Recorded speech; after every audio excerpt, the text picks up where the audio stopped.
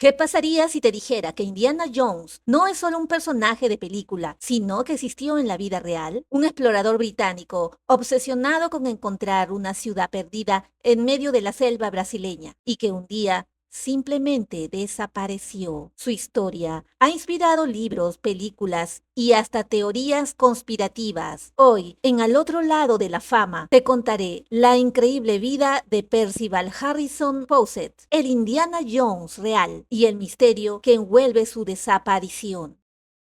¿Quién fue el Indiana Jones inglés que desapareció misteriosamente en Brasil buscando la ciudad perdida de Zeta? En un momento de la película Indiana Jones y el Templo Maldito, estrenada en 1984, cuando el intrépido protagonista busca una piedra sagrada en la India. Will Scott, la cantante de un club nocturno, interpretada por Kate Capshaw, se dirige al famoso arqueólogo inmortalizado por Harrison Ford y le advierte: vas a conseguir que te maten persiguiendo la fortuna y la gloria. Jones respondió: puede, pero no hoy. Es probable que Nina Patterson dijera algo parecido cuando su marido, el explorador inglés Percival Harrison Fawcett, anunció que iba a emprender una misión para encontrar una civilización perdida en Brasil. Ambos se habían conocido en Ceilán, actual Sri Lanka, donde Percy servía como oficial de la Real Artillería Británica. No sería su primer viaje a Sudamérica, pero esta vez se trataba de una expedición que lo podría mantener hasta 2 años lejos de su casa.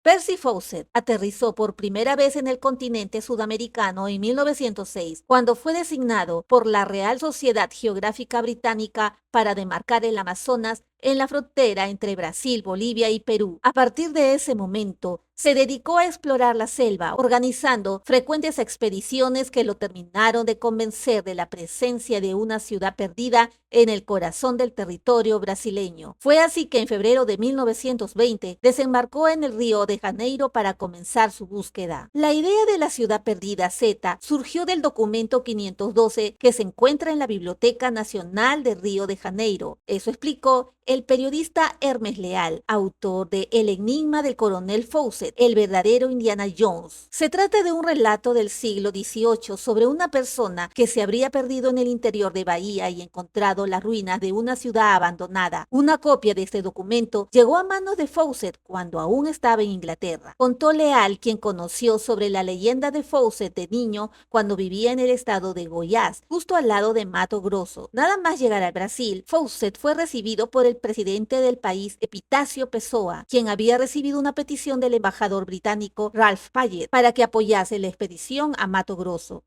Para ello, el mandatario concertó una reunión con el mariscal Cándido Rondón que terminó siendo desastrosa. Rondón desconfiaba de las intenciones del explorador inglés e insistió varias veces en que tenía que ser acompañado por alguien de confianza del gobierno brasileño. Pero Fawcett mantuvo firme su posición que si no podía ir solo no iría. El militar brasileño tuvo que ceder, pero antes de terminar la conversación le preguntó a Fawcett qué ruta pensaba seguir, sospechando que lo que verdaderamente buscaba era oro y plata. En secreto, no puedo revelarlo, fue la respuesta. Finalmente, el 12 de agosto de 1920, 6 meses después de llegar a Brasil, Percy Fawcett partió a Río de Janeiro hacia Sao Paulo y desde la capital paulista a Corumbá. Luego viajó en barco hasta Cuiabá. A partir de ahí, comenzó su viaje hacia el interior de la selva, cruzando ríos como el Tabatinga y haciendas como Laranjal. En una de ellas, Río Novo, conoció a Hermenegildo Galvao. Durante su estancia, oyó la leyenda de los indios murciélagos, los más salvajes de la Amazonía.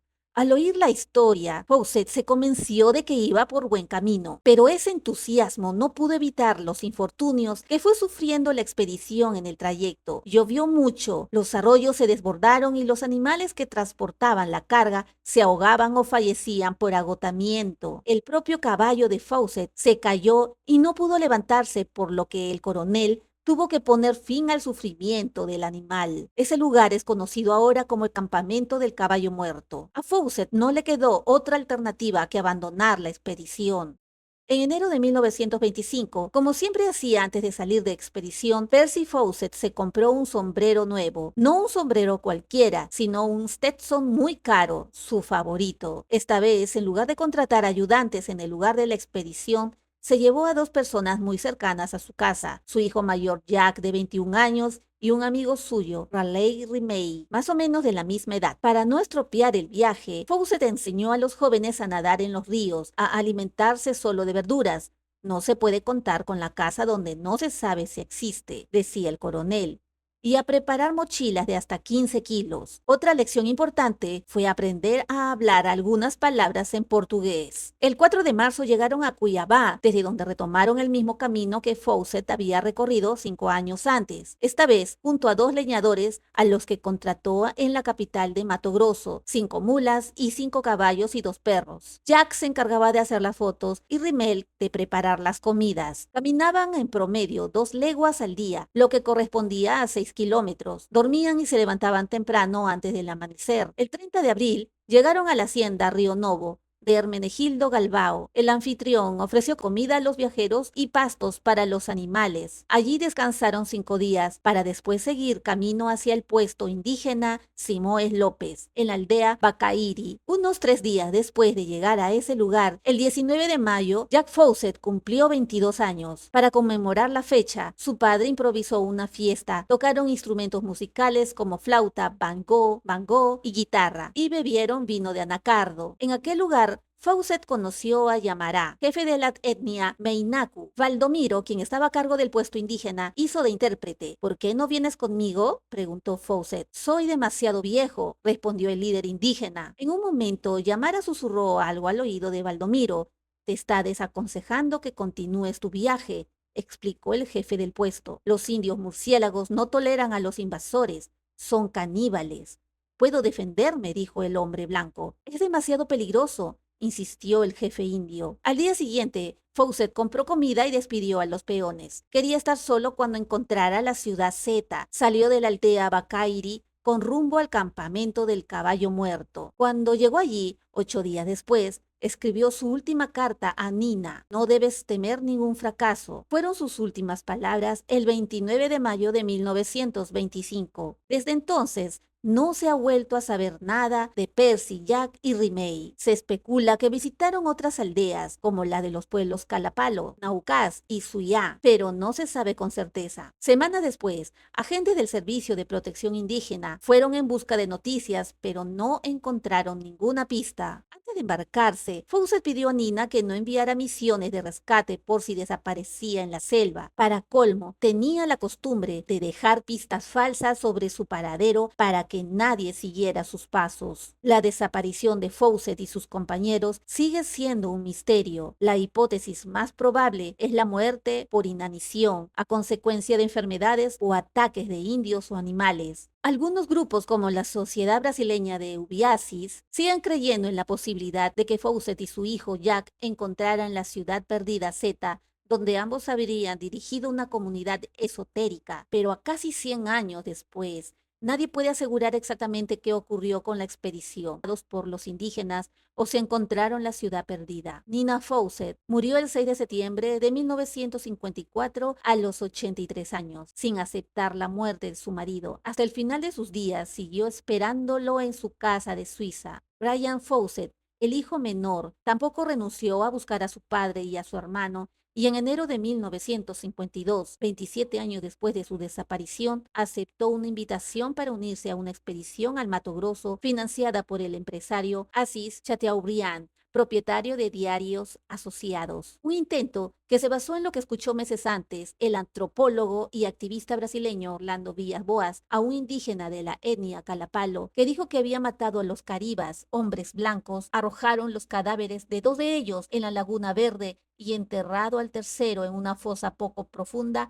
a orillas del río Culeine en Xingu. Pero los expertos del Real Instituto de Antropología de Londres y del Museo Nacional de Río de Janeiro no tardaron en descubrir que los restos hallados no eran los de Fawcett ni los de ningún miembro de la expedición. Antes, solo 3 años después de la misteriosa desaparición de Fawcett, el explorador estadounidense George Miller de Youth lideró una expedición en busca de pistas. Entre otros descubrimientos, conoció a Aloike, miembro del pueblo Naucás, que llevaba colgada del cuello una pequeña placa de cobre con la inscripción de la firma londinense que había suministrado al coronel el equipo de viaje. Y en el interior de una de las casas del pueblo, maletas idénticas a las utilizadas por los oficiales británicos. También hay una teoría de que el arqueólogo del espíritu aventurero Indiana Jones se basó en su vida, pero no es la única. Indiana Jones se inspiró en el protagonista de una película de 1954 llamado El secreto de los Incas. Tanto Indiana Jones como Harry Steele, interpretado por Charlton Heston, comparte elementos estéticos y de comportamiento de Fawcett